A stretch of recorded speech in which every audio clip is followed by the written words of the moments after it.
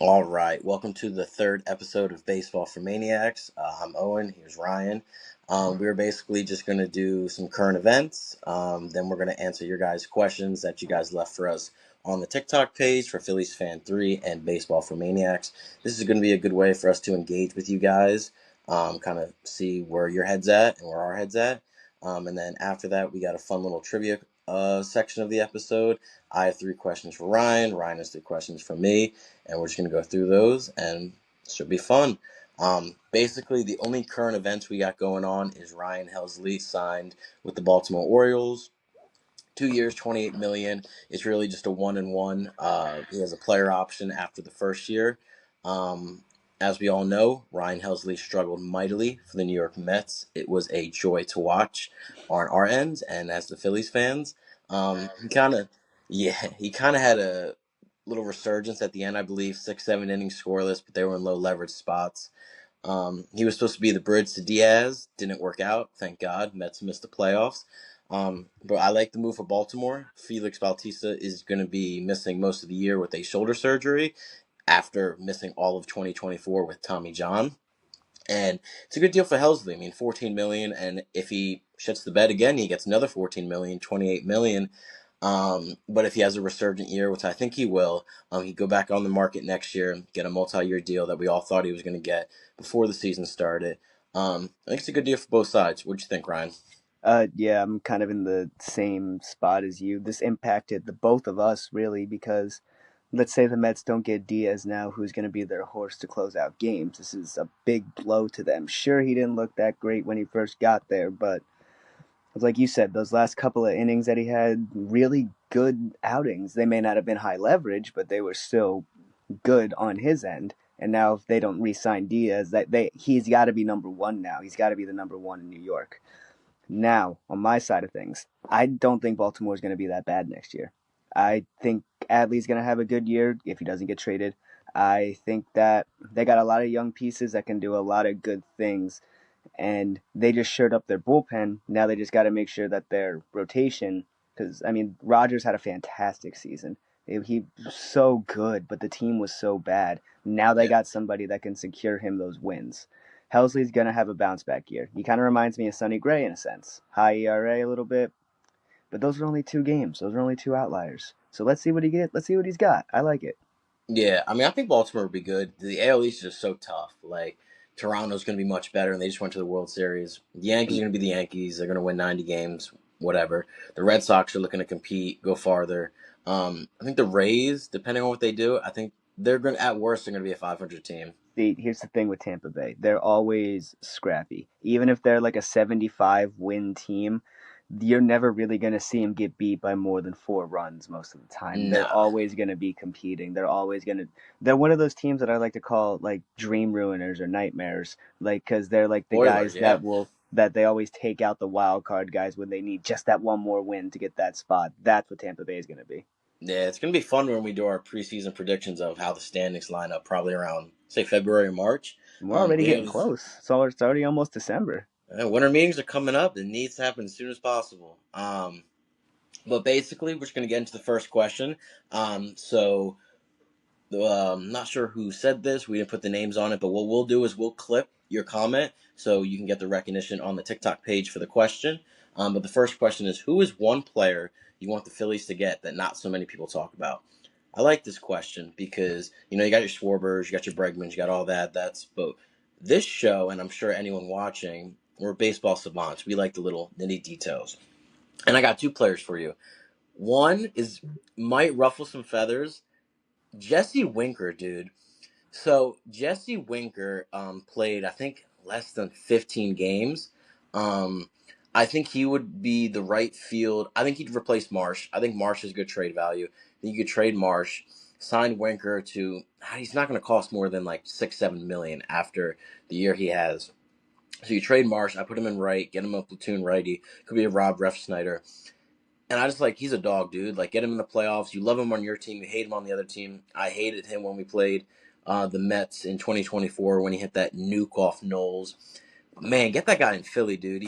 If he's healthy and he's a platoon player, he's going to be productive for you. And he plays fine defense. We're going from Castellanos, dude. No one could be worse than him. And then my second player for the Phillies is Zach Eflin. Ooh, Zach okay. Eflin left right after 2022, and he went to the Rays. Actually, signed the biggest contract in Rays history for a starting pitcher. 3 years, 42 million. That shows you where the Rays money pockets are. And he pitched really well in 23. 24 was decent. 25 was injury rittered with the Orioles, and he's gonna have to get like a 1 year prove it deal. And Zach Wheeler probably won't be ready till May. Andrew Painter's still a question mark.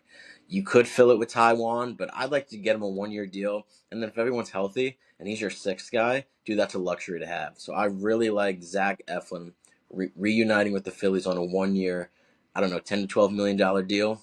So those are my two guys. And then you're going to be for the Red Sox. Who do you got? Yeah, so I honestly I love Jesse Winker as a pick. I think he's always one of those sneaky good guys that's gonna get you like he's gonna hit 230, but the slugging's gonna be like 500. So Yeah. that guy can mash. And anybody who played like any of the previous MLB The Shows, Jesse Winker had a Player of the Month card in Diamond Dynasty. Card game it gives me nightmares to this day. Yeah, he gives me there still. Yeah, so for me, I'm stuck on this idea that the Red Sox need the right side of the infield. Mhm. It was a revolving door at first base and it was a revolving door at second base. We haven't had consistency in either of those spots. So for me, I went for two guys as well, and they're both on that side. First, I would love to see the Red Sox go out and get Ryan O'Hearn. Okay. I I knew we weren't going to get him at the deadline because that would have been an in division trade, and that's so rare to see. Granted, we did it to get Narvaez from the Yankees, and he worked out fantastic for us in the catcher spot. Yeah. But regardless, I love O'Hearn's bat. He was a menace playing against us when he was in Baltimore. He continued to be really good when he got traded to San Diego. Probably not exactly what they would have liked out of him, but he was Mhm. still the bat that he wasn't the bat that they expected, but he was the bat that they needed. Yeah. And that's what I think he could bring to the Sox lineup too. Maybe you can even go get a guy like Andrew Vaughn, but I think Milwaukee fell in love with him, so he's not Yeah. going And I think anywhere. Vaughn's probably still under team control, I think. And now second base, it might be a shot in the dark. You don't really hear this guy get thrown around in trade talks all that much, but you don't hear extension talks with him either. Mm. Go get me Ozzy Albies. I think that Ozzy Albies he's a criminally underrated ball player. You don't hear a lot of guys talk about him. He's a switch hitter. He's really good in the field, and he's got pop from both sides of the plate. Probably better against lefties, but he's got pop from both sides of the plate. He's gonna get power to the gaps. He's gonna get the extra base hits. The injury concerns has probably been the only thing, but that's everybody in Atlanta. You know the risk that you're taking if you trade for somebody from Atlanta. I No. haven't heard anything about the Braves extending him. I don't know if Well, you've he's heard still on anything. that like crazy 7 year, $35 million contract. I don't know what year he's in. So It's when got they to be signed year that five deal, now, right? hmm, He's got to be in at least year five now, right? I would think so. Actually, I could probably check that up later. But the problem is he had a terrible 2025. So it's almost like with the contract, it's like, do you want to trade? It's still like a team friendly deal. And that's the thing is trade value just absolutely crashed. Yeah, But but I think with that contract, you can still get something back from him because he still plays good enough defense. He's at a premium position, middle infield. I mean, sure, you're gonna have to give up a prospect or two, but what did we just say about Helsley? And what have I been Yeah, preaching about Sonny Gray? Some of these guys are due for bounce back seasons, and we may not like Dylan Cease, but he really could shut us up and have like a 1.93 ERA next year. he probably will. He probably will do that. Let me check. So Ozzy signed 7 year, 35 million in 2019, and then it also has options for. So this is the last year of his deal, but they have player options for 26 and 27. So So it really that's depends on how Atlanta does. yeah, that's a good deal. Like, dude, even if he's a 650, 660 OPS guys. He plays good enough defense. 35 divided by 7. What the hell is that? 7, 14, 20, 28. It's 5 million a year. That's crazy work. So I think that'd be a really good pickup for you guys. I would love it. I don't think it'll happen, but that's a guy that we should get because that shores up the middle infield immediately. Yeah. Perfect. So that was the first question. The second one, who is a free agent you think should take a chance and turn a team around that's not a superstar? So the question is like not a superstar but turn your team around. That's such a tough question because if they're not a superstar, you're just banking on like a shot in the dark. It, So I don't think. honestly, I don't mean to sound disrespectful, but it's like a Harrison Bader situation. Like he's not a superstar, but you're banking on him to be the above average guy that he can be. Yeah, it's just very tough to make that kind of prediction. But basically, the way I thought about it before I made my pick was just a free agent that can have a bounce back year that could really help the club, not turn Yeah, it around but help it. I got Adolis Garcia, and I think he could be a good fit in Philly. I think he could be a good fit anywhere because what people might not realize is even at his worst, he's a really good defender. He plays a great right field. He's got a cannon of an arm.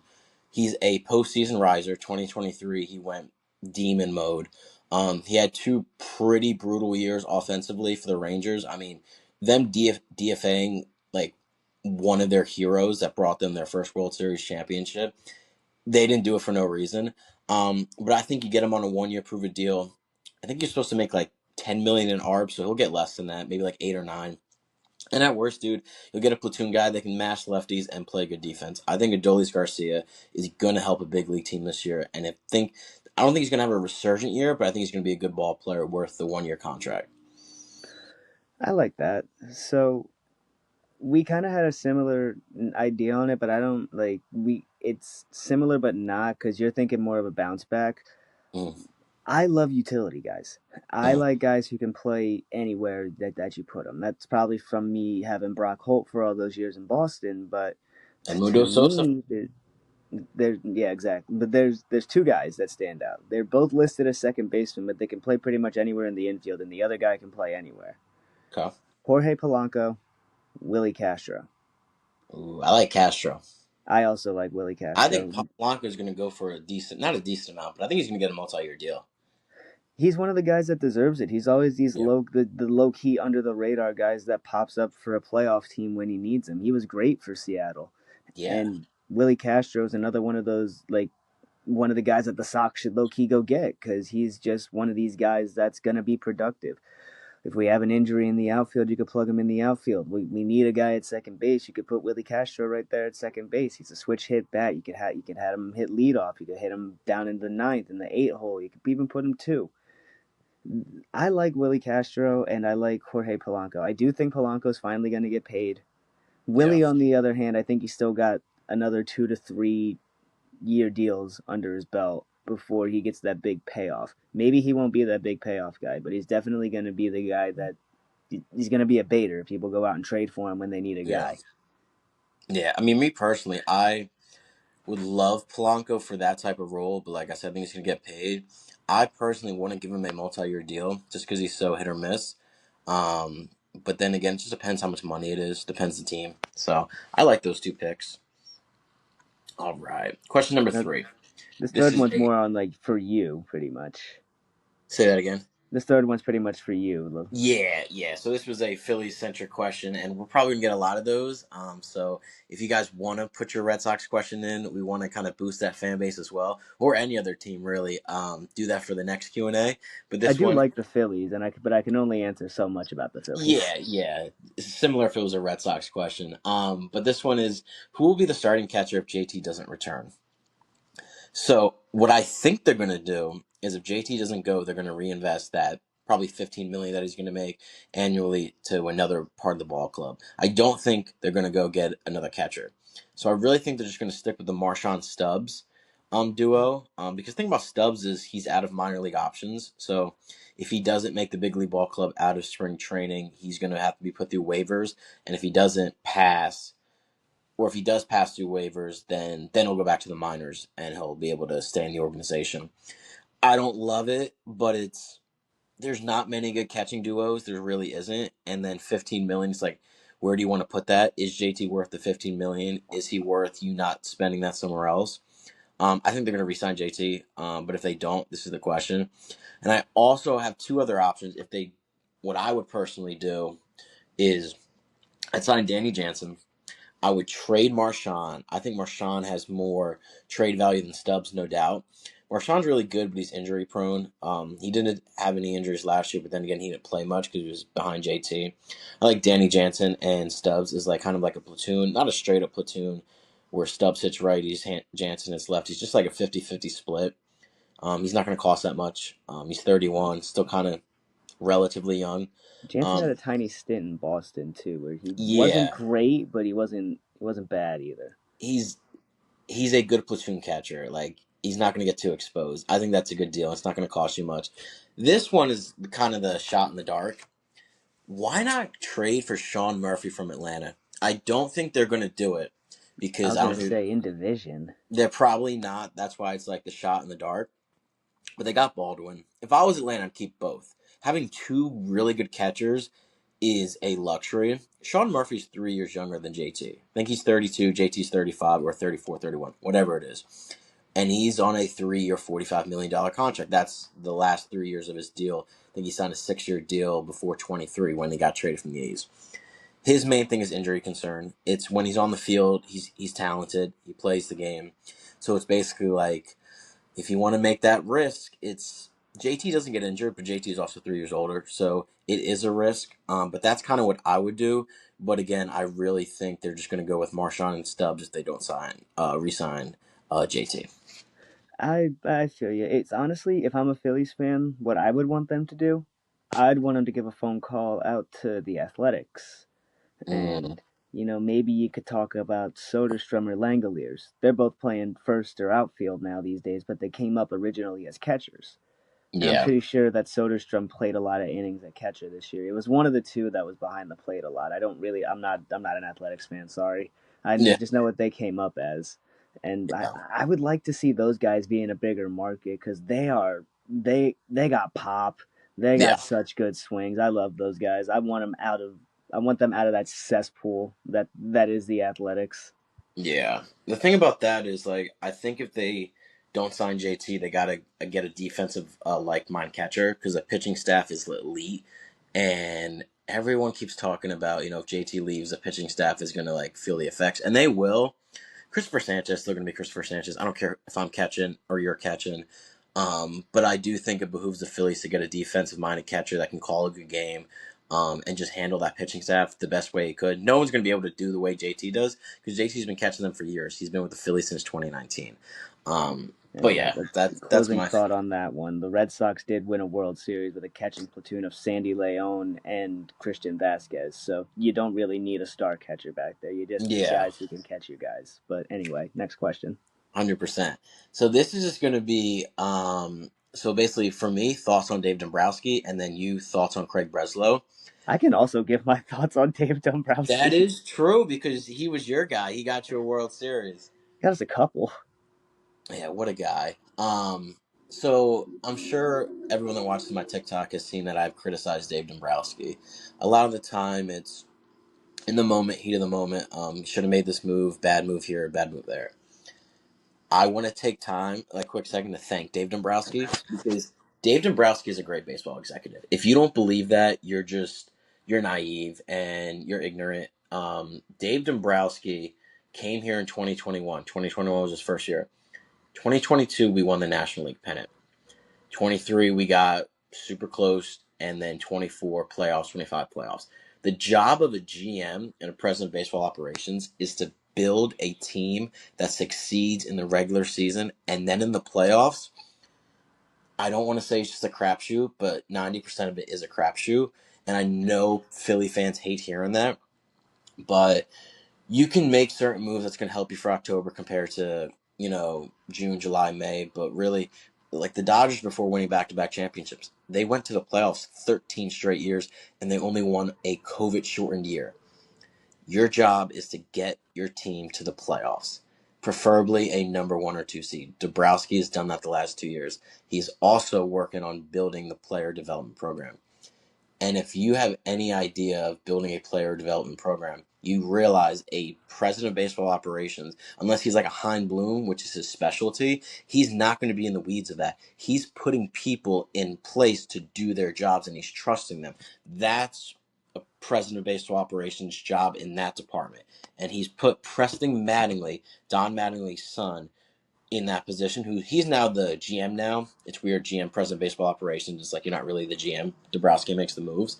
But Yeah. Preston Mattingly, if you ever look at some of his podcasts with him and High Hopes, Jack Fritz and James Seltzer, he knows ball. He knows it in and out. He's been growing up his whole life.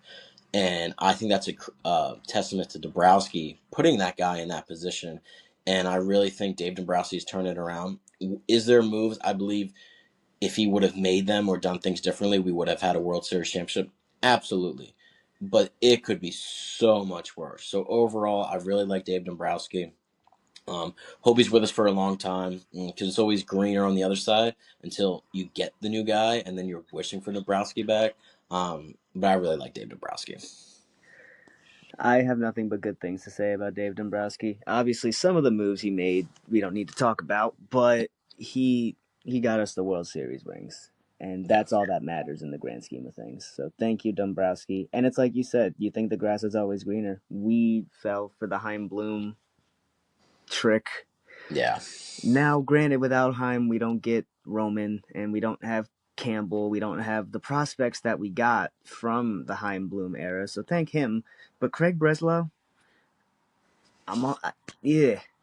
So he signed Alex Bregman. Fantastic. He brought in Garrett Crochet. Fantastic. Hmm. Two of the greatest things that Boston has had going for them in the past couple of years have been because of Craig Breslow, if you don't count Roman Anthony and if you don't count Marcelo Meyer. Yeah. My whole thing with Breslow is that he's doing the thing that gets GMs the most shit that they could get. Hmm. He's telling us everything. He's saying we got to go get the frontline starter. Now, granted, Sonny Gray's a frontline starter, but when you say a frontline guy, you think Tarek Skubal, you think Paul Skeens, you think George Kirby, Logan Gilbert, you think those guys.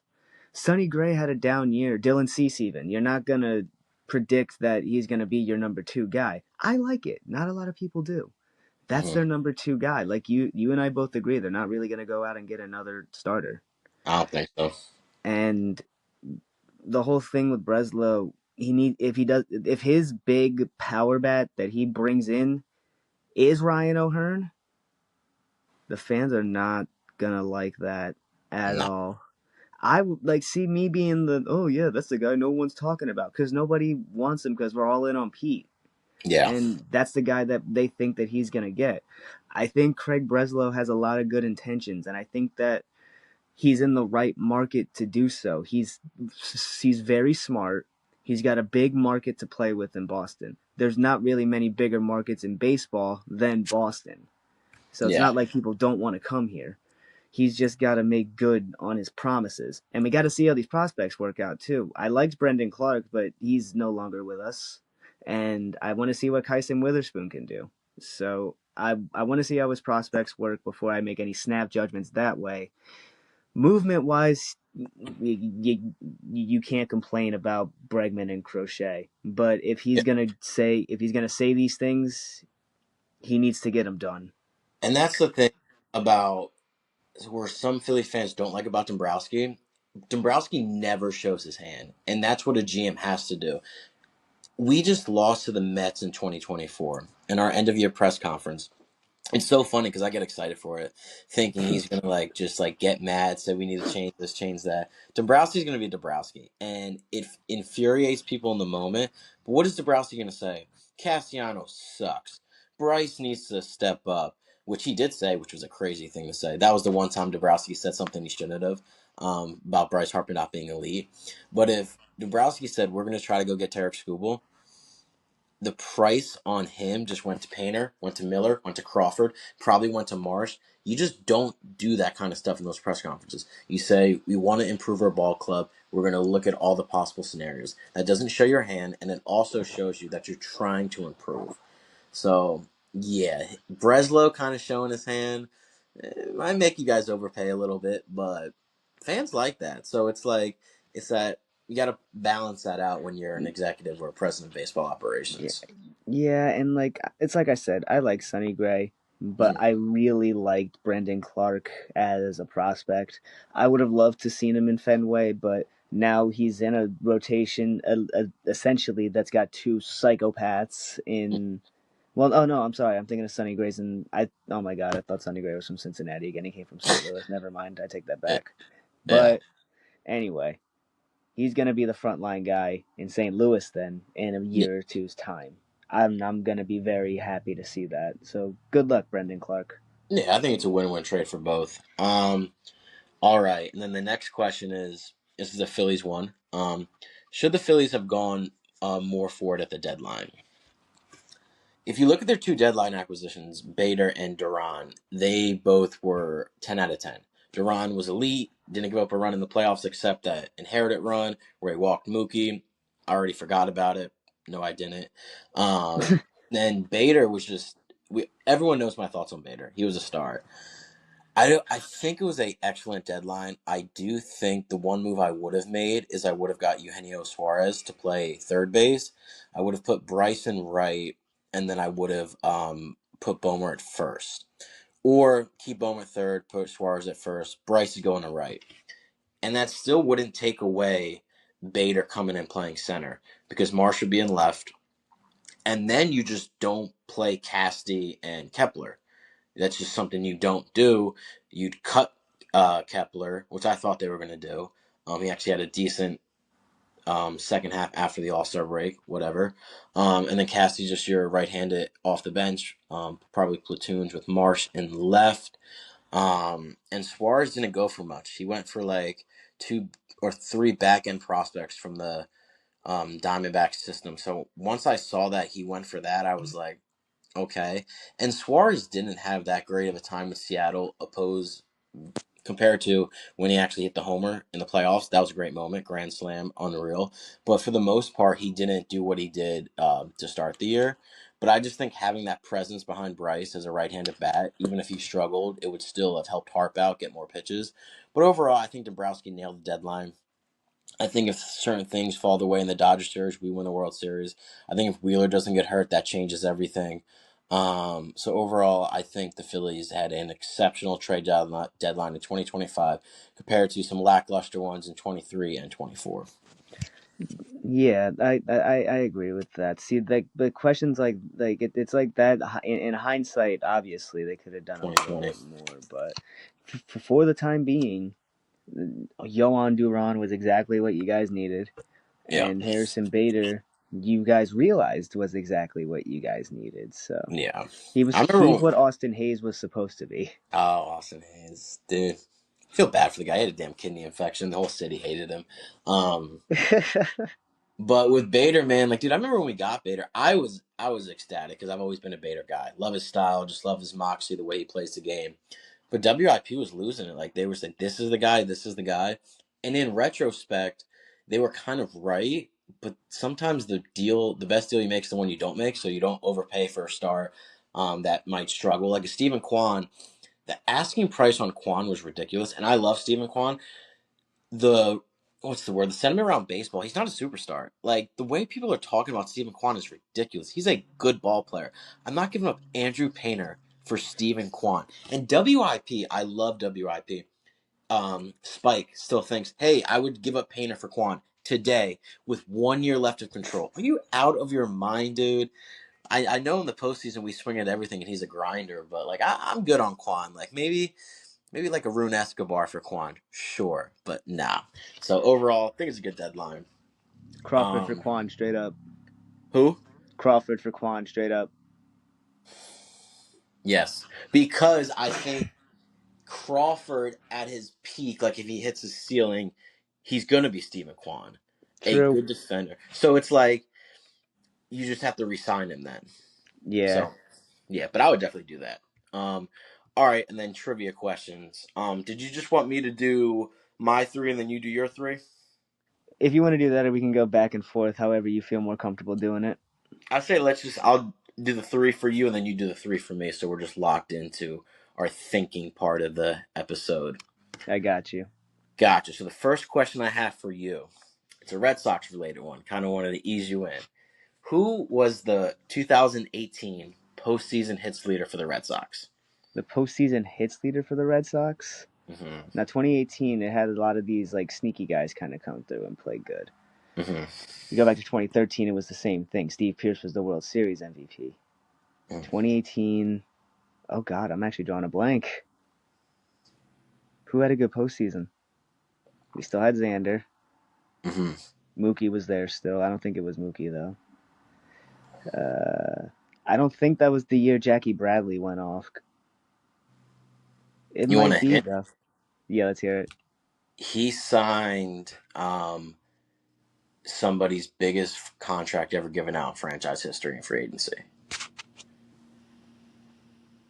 So it was Xander Bogaerts. Mm-mm. No, damn, who was it? Andrew Benintendi. Oh, Benny. He signed the biggest deal in White In the Sox White history. Sox history, that's Yep. right. So you Because wouldn't I have was thought thinking of the that. contract he got from San Diego. Yep. Of damn Benny, what a fall off, Andrew Benintendi. Dude, he got his things. He still plays though, so it's funny. It's like it's not a Rendon situation. Like he's trying. He just went to Chicago and became ass. But that's the story of the White Sox. Yeah, dude. Damn, I feel dumb. I feel bad. I'm sorry, Benny. Avid listener of the podcast, obviously. I'm sorry, Benny. Oh, that's funny. I'm sure he's sorry for what he's doing to Chicago. But that's the first question. So second question is going to be a Phillies related one. Who was the 2009 Phillies playoff home run leader? Think it. He went off. I'm trying to think. There's a name that's sticking out to me, but I don't know if he was on the team yet. I'm Mhm. thinking Raul Ibanez, He was on the team, but it's but it not him. wasn't him. Mhm. Some guy who went off. Is it somebody in the outfield? Yes, So Jason Worth, Pat the Bat. It's Jason Worth, isn't it? it's Jason Worth. Dude, what he did against the Dodgers was unfreaking real. And he had a great World Series and Division Series.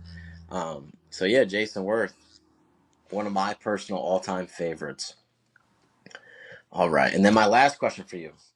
Who was the 2021 MLB hits leader, like for the entire postseason, who had the most hits in 2021? In 2021 for the entire postseason? Mm-hmm. That was an Astros championship year, right? Mm-mm. Braves won it.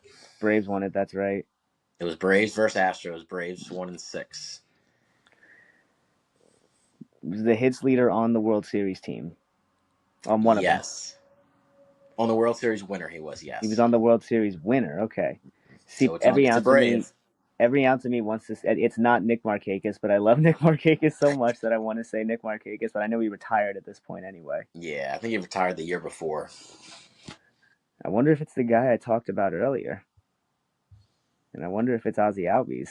It's either that or Austin Riley. Those are the only two names that are in my mind. Nope. All right, think about this. He went off in the NLCS for no apparent reason. For no reason at all. I'm trying to Mhm. think back. How good of a was it Matt Olson? It was a player that got traded there mid-year.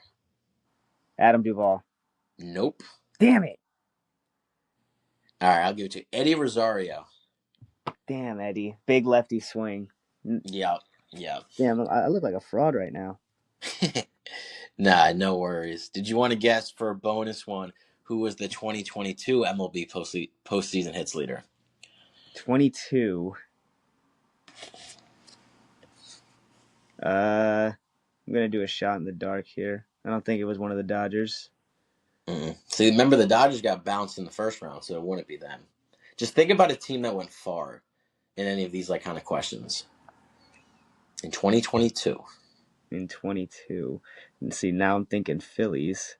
One of the best years of my life. Come on. Was it Trey? Mm-mm. Trey wasn't a Philly yet. He was still in the Dodgers. That's right. Stotty wasn't up yet, right? He was playing, but it wasn't Stotty. So it is a Philly. It is a Philly. Don't I'm think too trying to hard think. about it. Oh, wait a minute. Hang on. Is it like obvious? Yeah. Is it Casty? No. Is it Bryce? It's Bryce. Okay. Bryce went off. All right. So the first one I got, you got to give me three teams for it. Okay. Because we all know the Yankees have 27 rings. Mm-hmm. But who are the three teams right behind them? One's got 12, and then two are tied with 9. Or one's got 11, excuse me. We've got 11. Oh, all right. I'm guessing one of them's the Red Sox. One of them is the Red Sox. The other one team that's tied, they got 9. They got 9. The other two have 11.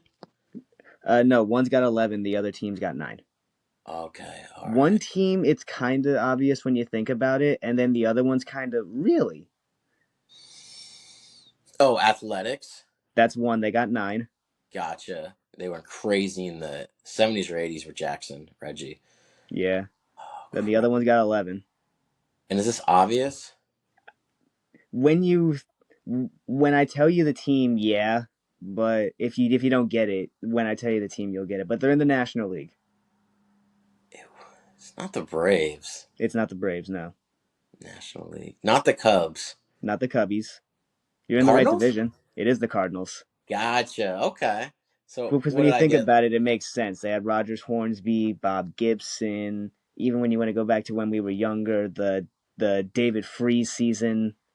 Oh gosh, when they beat us in 5, my first true heartbreak. All right, this one should be the obvious one that you should get. Mhm. Who is the all-time hits leader in the history of Philadelphia Phillies history? Jimmy Rollins, I believe he passed Mike Schmidt in 2014. It was a single against the Cubs to right field. Yep, you got it. And now this one, I need you to pay attention to the question here because I Okay. know the answer that you're going to give me and you're going to be wrong. So I need you to pay attention. All It's a bit of right. a trick question. Who was the first black player to play in the major leagues? Oh God. So then I'm guessing the obvious answer would be Jackie Robinson. That's wrong. That is the obvious answer. And technically it's right because it's modern era. But if you could somehow pull this one out of your ass and give it to me, I'll be surprised. And I'll give you a hint. It was mentioned in the baseball movie Little Big League. Crap.